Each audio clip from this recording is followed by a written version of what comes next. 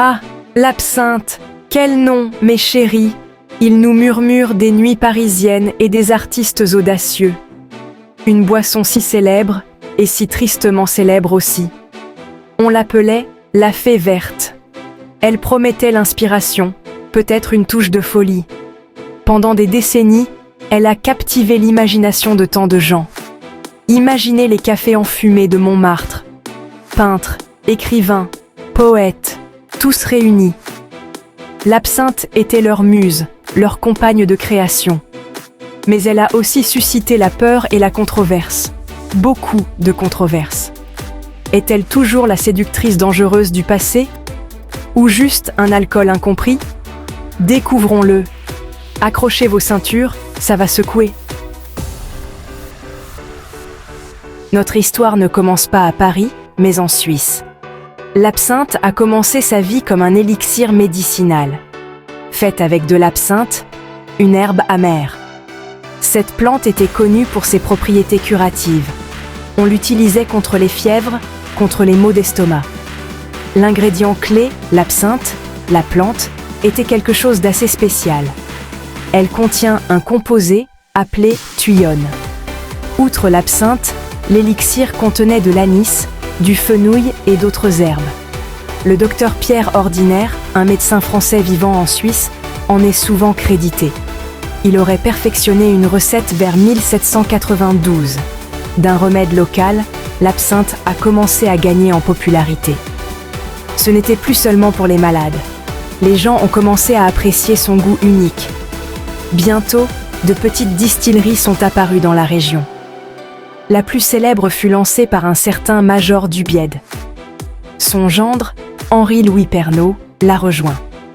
Les soldats français ont aussi joué un grand rôle. Avance rapide jusqu'à la fin du XIXe siècle. Paris, la belle époque, une période d'art, de culture et d'effervescence. Et quelle était la boisson la plus tendance? L'absinthe, bien sûr. Elle est devenue le symbole de la vie de bohème, surtout entre 17h et 19h. C'était ce qu'on appelait l'heure verte. Les cafés se remplissaient de gens dégustant leur absinthe, des artistes célèbres aux simples travailleurs. C'était un rituel, un rassemblement social. La popularité de l'absinthe était stupéfiante. Elle a été moins chère que le vin pendant un certain temps. Ceci à cause d'un vilain parasite, le phylloxéra. Il a dévasté les vignobles français au milieu du XIXe siècle. Le vin est donc devenu rare et cher. L'absinthe, avec sa forte teneur en alcool, offrait une alternative puissante. Les artistes et les écrivains étaient particulièrement friands d'absinthe. Boire de l'absinthe, ce n'était pas juste siffler un alcool. Oh non, c'était une performance, un magnifique rituel. Cette cérémonie faisait partie de son charme et de son mystère. Ça ajoutait à toute l'expérience, la rendant spéciale. On ne pouvait pas simplement la verser et la boire. Il y avait une manière correcte, une tradition à suivre. Cette préparation minutieuse s'appelait la louche. D'abord, il fallait les bons outils, bien sûr. Un verre à absinthe spécial, souvent avec un réservoir ou une marque. Ensuite, l'indispensable cuillère à absinthe. Ces cuillères étaient magnifiquement conçues, souvent ornées. Et, bien sûr, un morceau de sucre. Le sucre était là pour équilibrer l'amertume de l'absinthe, la plante. Et enfin, de l'eau glacée, de préférence d'une fontaine. L'eau était l'ingrédient magique de la transformation. On versait une dose d'absinthe dans le verre. Ensuite, on plaçait la cuillère à absinthe sur le bord du verre. On mettait le morceau de sucre sur la cuillère, juste au-dessus de l'absinthe. Section 5. Muse des artistes. Inspiration ou démon vert. Alors, cette fée verte, était-elle une muse bienveillante ou un démon dangereux égarant les artistes? Cette question était au cœur du débat sur l'absinthe. Beaucoup d'artistes célèbres croyaient vraiment qu'elle les aidait. Ils sentaient qu'elle débloquait de nouveaux niveaux de créativité. qu'elle aiguisait leur sens, leur donnait des visions. Des poètes comme Paul Verlaine et Arthur Rimbaud en étaient des buveurs dévoués. Leurs œuvres sont remplies d'images intenses, peut-être inspirées par l'absinthe. Vincent van Gogh, le génie tourmenté, buvait aussi de l'absinthe. Ses peintures vibrantes et tourbillonnantes, l'absinthe pouvait-elle en être un facteur? Les cercles artistiques parisiens bruissèrent de telles idées. L'absinthe était vue comme une clé vers une réalité différente. Un moyen de se libérer de la pensée conventionnelle. C'était la boisson des bohémiens, des rebelles, de ceux qui voulaient voir le monde différemment. Section 6. La folie absinthe. Scandale, mythe et indignation morale. L'histoire d'amour avec l'absinthe ne pouvait pas durer. À mesure que sa popularité grandissait, l'opposition aussi. Un puissant mouvement anti-absinthe a commencé à prendre forme.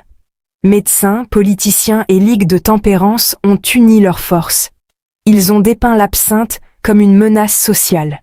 Un poison qui détruisait la société française. On l'appelait la reine des poisons. Responsable de la criminalité, de la folie et de la décadence morale. C'était une époque de panique morale, et l'absinthe était le parfait bouc émissaire. Cette boisson verte est devenue le symbole de tout ce qui n'allait pas. Un incident célèbre a attisé les flammes de l'indignation. Section 7. Interdiction. La chute de la puissante fée verte. La pression est devenue trop forte à supporter. Un par un, les pays ont commencé à interdire l'absinthe. Ça a commencé avec l'État indépendant du Congo, en 1898. Puis, la Belgique en 1905, peu après l'affaire Lanfray. La Suisse, berceau de l'absinthe, a suivi en 1910 après un référendum. Les Pays-Bas l'ont interdite en 1909.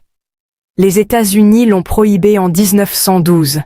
C'était un effet domino à travers le monde occidental. La fée verte était traquée partout, son éclat vibrant éteint par la loi. La France, cœur de la culture de l'absinthe, a résisté pendant un temps. Mais le lobby anti-absinthe était implacable et puissant. La Première Guerre mondiale a donné le coup de grâce.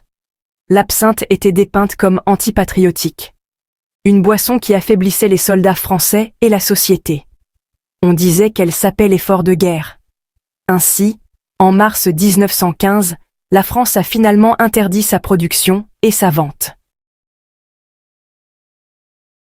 Section 8. Clandestinité et légende.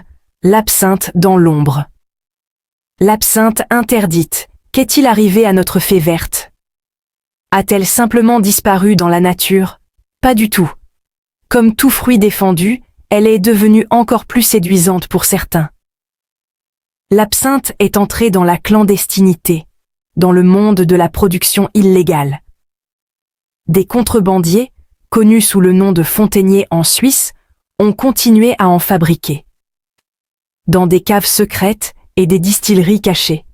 Surtout dans son berceau, le Val de Travers. Ils ont perpétué la tradition, risquant amende et prison. Cette absinthe illégale était appelée la bleue. Souvent transparente, pas verte, pour être moins visible. La qualité de cette absinthe artisanale variait énormément. Certaines étaient excellentes, faites selon des recettes traditionnelles. D'autres versions pouvaient être assez dangereuses, si mal faites. Section 9. Le grand retour, l'absinthe. Aujourd'hui, moderne et incomprise. Et puis, le grand retour. La fée verte a orchestré son comeback. À partir de la fin des années 90 et du début des années 2000. Les pays ont commencé à réévaluer leurs anciennes interdictions de l'absinthe. De nouvelles directives de l'Union européenne sur les additifs alimentaires ont joué un rôle. Elles ont fixé des limites maximales pour la tuyonne dans les boissons alcoolisées. Cela a implicitement rendu l'absinthe à nouveau légale, si elle respectait ces normes. Un par un, les pays ont commencé à lever leurs interdictions. La Suisse, sa patrie d'origine, a finalement levé l'interdiction en 2005. La France a suivi, autorisant officiellement le retour de l'absinthe sur les étiquettes en 2011. La fée verte était enfin libre. La production moderne d'absinthe est bien différente aujourd'hui. Elle est soigneusement réglementée pour garantir la sécurité. Les niveaux de tuyonne sont strictement contrôlés et généralement assez bas. Bien plus bas que les quantités mythiques autrefois redoutées.